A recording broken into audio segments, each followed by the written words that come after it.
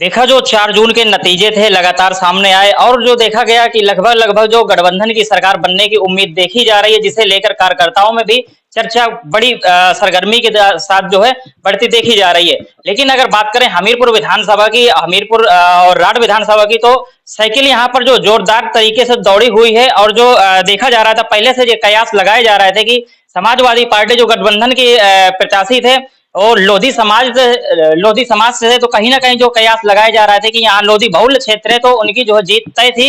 और देखा गया कि जो कल 4 जून का नतीजा आया उसमें जो है सपा प्रत्याशी अजेंद्र राजपूत ने यहाँ से 2630 वोटों से विजय हासिल की है। और इसी क्रम में देखेंगे जो गठबंधन के कुछ लोग थे, जो आम आदमी पार्टी के कार्यकर्ता थे, लगातार उनके साथ में प्रचार प्रसार में देखे जा रहे थे, लगातार सपोर्ट देखा जा रहा था। तो इसी क्रम में आज जो सभी लोग यहाँ पर बैठे हुए हैं, सभी लोग जो है जीत का जश्न मना रहे हैं। और आज क्या बैठक चल रही है, इनसे बातचीत करने का प्रयास करते हैं। आइए चलते हैं। आज जो बैठक चल रही है आपकी पार्टी के, आपके जो है माध्यम से सभी कार्यकर्ता बुलाए गए हैं, क्या बैठक में चल रहा है, क्या निष्कर्ष निकाले गए?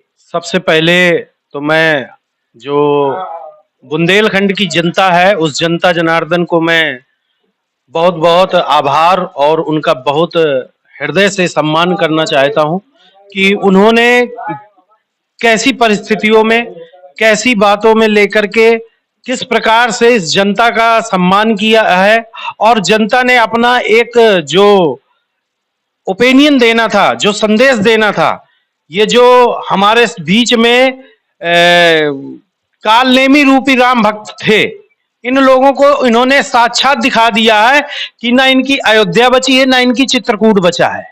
आप लोगों को जानकारी के लिए बता दें कि ये अयोध्या से भी गए, न तो इनके लिए राम इनके अयोध्या के हुए और न चित्रकूट के हुए। ये सिर्फ कालनेमी टाइप के राम भक्त रहे हैं। इसी वजह से इनकी दोनों जगह से राम भगवान ने भी इन लोगों को साफ साफ दिशा निर्देश कर दिया है कि आप किस प्रकार के भक्त हैं। वो तो कहते थे हम राम को लाएं। वो उनकी औकात ही क्या है जो वो राम को लाएंगे। राम तो इस सृष्टि को लाने वाले हैं, इस सृष्टि को बनाने वाले हैं। ये फर्जी राम का प्रोपोगंडा करने वाले हैं। ये उसी राम का जमीन का पैसा खाने वाले लोग हैं।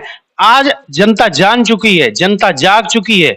और आज हमारा बुंदेलखंड ने, ये पूरा बुंदेलखंड ने इनको बता दिया है कि आपकी क्या औकात है। आप राम को लाने वाले नहीं हैं, राम ने आपको बनाया है, आपने राम का सहारा लिया है। ये आप मान के चलिए, आप किसी के उस पे मत आइए। सभी का समय आता है, किसी का मखौल मत उड़ाइए। कल तो हद हो गई, कल तो स्थिति ये आ गई कि ये जैसे कहते हैं ना कि ईवीएम करोना, ईवीएम करोना। कल हम खुद देख रहे थे कि ईवीएम करोना कौन रो रहा है, कि इनकी सरकार होने के बावजूद भी ईवीएम करोना कैसे बीजेपी वाले रो रहे थे। आज जो बैठक की जा रही, बैठक क्या उद्देश्य है, क्या चर्चाएं हो रही? देखिए, बैठक का उद्देश्य कुछ नहीं है, एक हम लोगों का खुशी का जश्न का माहौल है। हमारे जो भी जिले के और प्रदेश के जो भी हमारे आम आदमी पार्टी के पदाधिकारी हैं और इंडिया गठबंधन से जो भी हमारे साथी हैं, वो सभी यहाँ एकत्रित हैं और जश्न का माहौल है। सभी लोग अपनी जो जिन्होंने रात दिन 50 डिग्री सेंटीग्रेड पे जो उन्होंने कठिन तपस्या की है और जन जन तक इन लोगों के भ्रष्टाचारों की पोल खोली है। बुंदेलखंड में जहां जहां तक हमारे साथी पहुंच सकते थे वहां वहां उन्होंने जा जा करके सच्चाई लोगों तक पहुंचाई है, जिसका परिणाम आप सभी को देखने को मिला है कि हमारा बुंदेलखंड हम लोग जीत रहे हैं और जीते हैं। जा रहा है जो जीते हुए प्रत्याशी हैं, जो उनके समर्थक हैं, लगातार मिठाइयां बांटी जा रही हैं, एक दूसरे को बधाइयां दी जा रही हैं। जो भी लगातार कार्यकर्ताओं ने मेहनत की, उसका जो परिणाम आज देखने को मिला है, जिसके चलते जो है खुशियां चारों तरफ देखी जा रही हैं। हमारे साथ में एक कार्यकर्ता हैं, जरा इनसे भी बातचीत करेंगे जो आम आदमी पार्टी से हैं। भैया क्या नाम हुआ, क्या पद हुआ? मेरा नाम राजेश कुमार सोनी है और मैं उपाध्यक्ष हूँ, जिला उपाध्यक्ष व्यापार प्रकोष्ठ से। और देखा जा रहा है जश्न का माहौल है, आपकी जो गठबंधन था पार्टी से आपके प्रत्याशी जीते हुए हैं, कैसा माहौल है? देखिए, गठबंधन के प्रत्याशी हैं वो, हम तो आम आदमी पार्टी के हैं, हम तो समर्थन में थे और बराबर सपोर्ट कर रहे हैं। और हम लोग सपोर्ट इसलिए कर रहे थे कि कम से कम हम संविधान की रक्षा में योगदान दे सके। हालांकि उत्तर प्रदेश में आम आदमी पार्टी से कोई भी प्रत्याशी नहीं खड़ा था, लेकिन सपा से जो प्रत्याशी भैया हमारे हमीरपुर लोकसभा में भैया अजेंद्र जी खड़े थे, उनको हम लोगों ने सपोर्ट किया, समर्थन किया। उनके लिए हम लोगों ने गांव-गांव जा करके वोट मांगे और जनता को हकीकत से रूबरू करवाया, उनको ये बताया कि आपके पास जो मौजूदा सांसद यहाँ पर हैं, पिछले जो 10 सालों से बराबर हैं, उन्होंने आपके लिए क्या किया, क्या नहीं किया, ये गणित आप खुद लगा लें। हम एक नए व्यक्ति को लेकर के आए हैं और हम आपसे ये प्रार्थना करते हैं कि अगर आप सांसद नहीं बदल सकते हैं तो संसद नहीं बदल सकते हैं तो सांसद बदल लीजिए। और जनता के पास कहीं ना कहीं आक्रोश था और हमारी बात उनको समझ में आई और उन्होंने अभी हमारे क्षेत्र का जो सांसद है उसको बदल दिया है और अब आगे कोशिश ये है कि सांसद में भी परिवर्तन होगा। प्रत्याशी थे राजेंद्र राजपूत।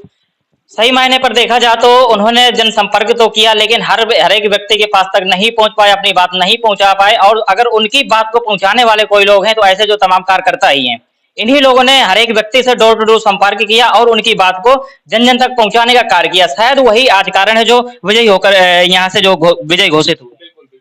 लगातार संपर्क में रहे, कैसा क्या लग रहा था? क्या मतगणना वाले दिन के पहले भी आपको लग रहा था नहीं विजयी होंगे? कैसा आपको मतलब विचार चल रहा था? नहीं, हमें पूर्ण विश्वास था कि हम बुंदेलखंड की चारों सीटें जीतेंगी, लेकिन कहीं ना कहीं हमें झांसी में हार का सामना हुआ। उसके बाद हम बुंदेलखंड की तीनों सीटें जीते हैं और उसके बाद हम डोर टू डोर अपने पूरे हमीरपुर 47 के जिले के सभी गांवों में कहीं ना कहीं कोई ऐसा गांव भले ही रह गया हो जहां हमारा कोई कार्यकर्ता ना पहुंचा हो, क्योंकि इतना बड़ा एरिया है, वहां हमारे सांसद जी नहीं पहुंच सकते थे। उन्होंने किसी भी तरीके से अपने हर एक कार्यकर्ता को कहीं ना कहीं वहां भेजा है और उसका हमें परिणाम आज मिला है।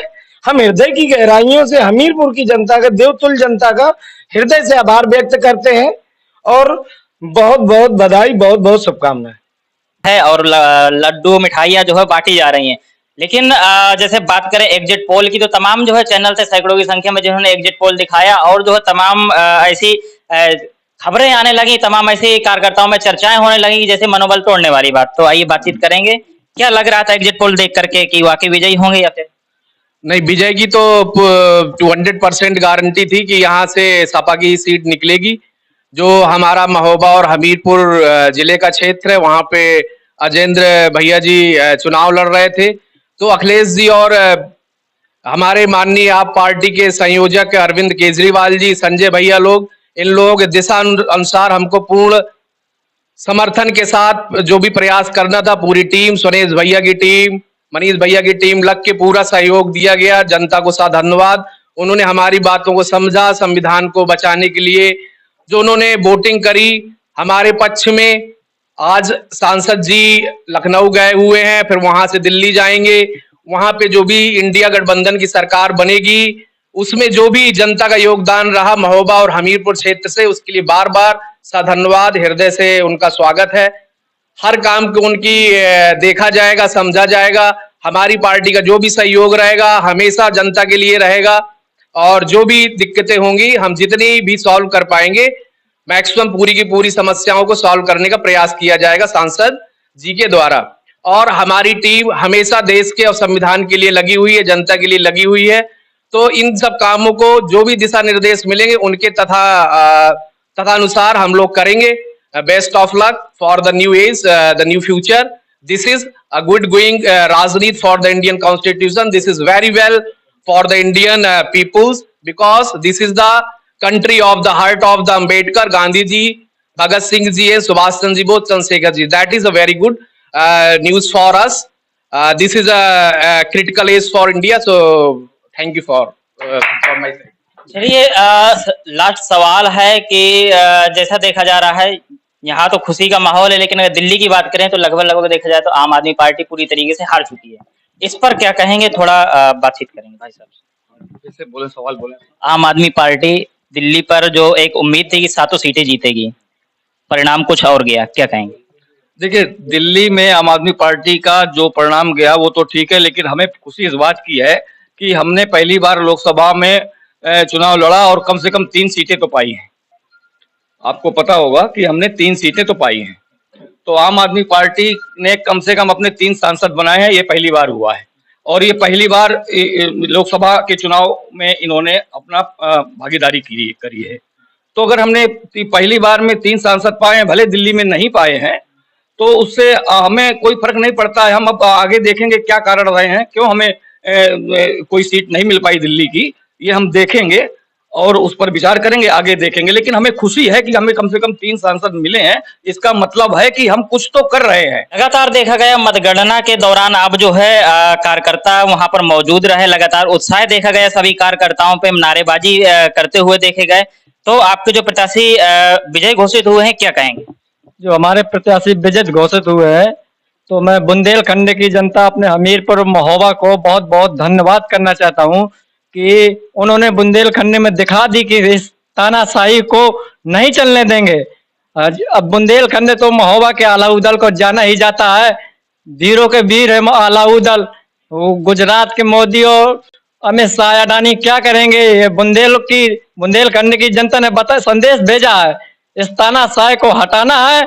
बुंदेलखंड की जनता इस बार 3 सीट जीती है, अगली पंचवर्षीय में 4 सीट जीतेगी।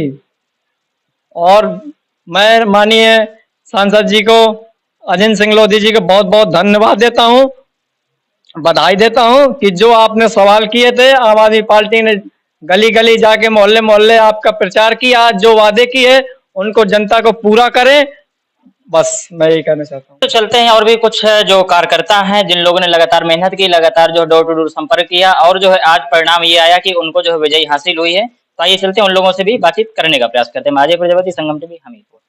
अगर आपको हमारा वीडियो पसंद आया हो तो हमें लाइक करें, सब्सक्राइब करें और ज्यादा से ज्यादा शेयर करें। और हाँ, बेल आइकॉन दबाना ना भूलें ताकि हर खबर का अपडेट आप तक पहुंचे तुरंत। आप हमें इंस्टा, ट्विटर और फेसबुक पर भी फॉलो कर सकते हैं।